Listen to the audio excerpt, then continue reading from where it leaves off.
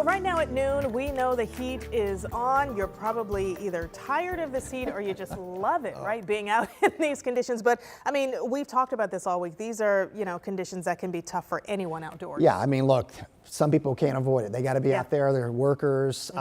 Kids have practices, things like that. It's going to be another day that demands your attention, and tomorrow will too.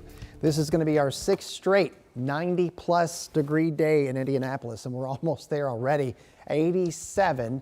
You take that dew point of 69 to near 70, and we have heat indices that are already above 90 degrees in some locations like Indianapolis and Shelbyville, already with a heat index of 95. The peak numbers today between 95 and almost 100 here. Now, unlike yesterday, we had cloud cover. We do not have cloud cover today. We had one lone thunderstorm, and that has faded away.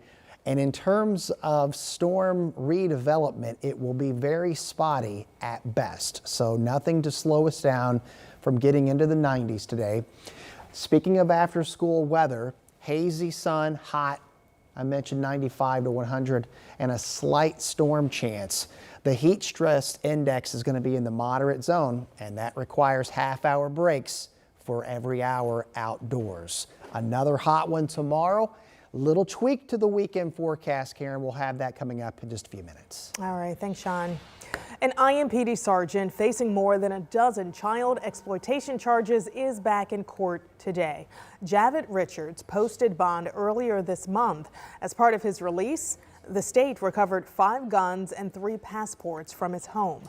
Now, he's also required to stay in Maran County. Today, Richards told the judge he did not own any more weapons or passports and that he understood the conditions of his release. Richards' trial is set for October 21st. Well, moments ago, Westfield unveiled a permanent memorial for the victims of suspected serial killer Herb Baumeister.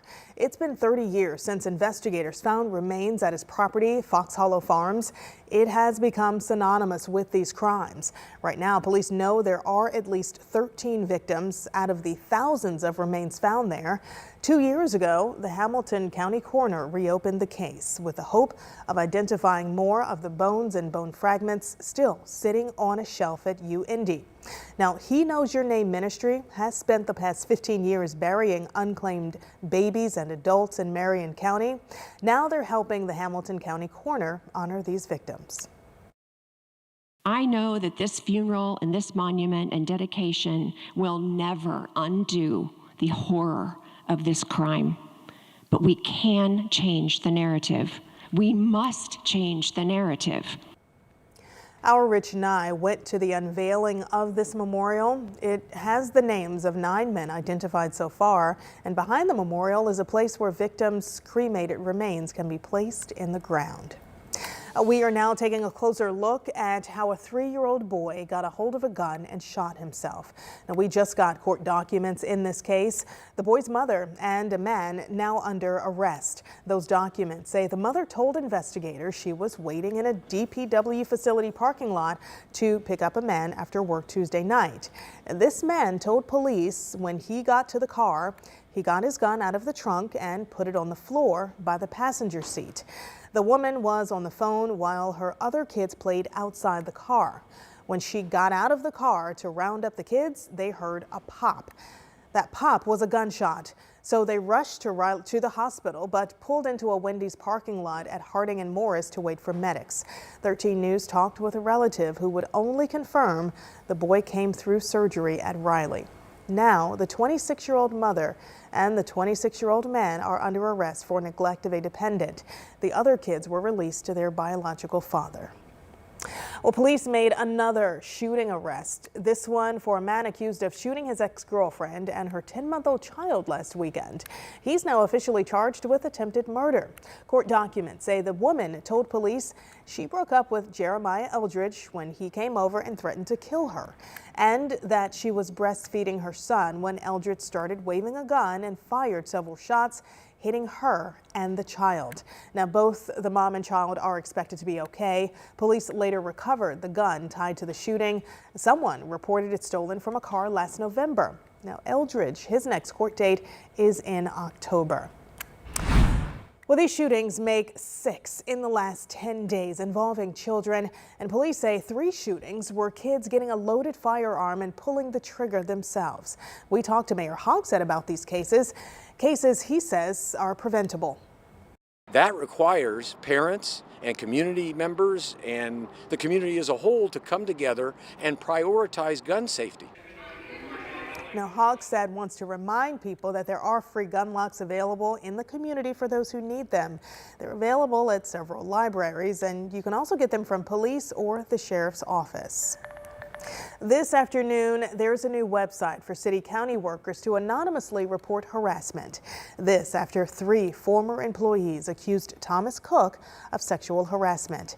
He formerly served as chief deputy mayor in the Hogsett administration. A city spokesperson says Indy's Human Resources Department will run the website until they select a third-party vendor to manage it. Well, we are also learning today more information about another death in the Maran County Adult Detention Center. 41-year-old Carlos Lagoon Franceschi died yesterday. The sheriff's office saying he complained of stomach pains Tuesday night and was moved to the infirmary. The staff said he was okay at 9 a.m. yesterday, but wasn't responsive when they checked on him again at 10:15. He was in jail on several drug charges. Right now, some high school students are speaking out about the state of mental health among Indiana teens. A group of students formed a youth mental health roundtable yesterday at the State House. According to a report from Mental Health America, 65,000 Indiana youths who had a major depressive episode did not get treatment for it. The students say there's often a wait list to get help from school counselors. Well, now they want Indiana's lawmakers to know students need more counselors at their schools so kids don't have to wait for help. These counselors, as we've talked about before, have so much to do that they often cannot meet with students regularly. The ratio of high school students to counselors recommended by the American School Counselor Association is 250 to 1. A 2023 study showed the ratio is twice this in Indiana. Lawmakers will decide on a budget for the next 2 years during the upcoming legislative session. Now, these students believe some of this money needs to go towards more school counselors.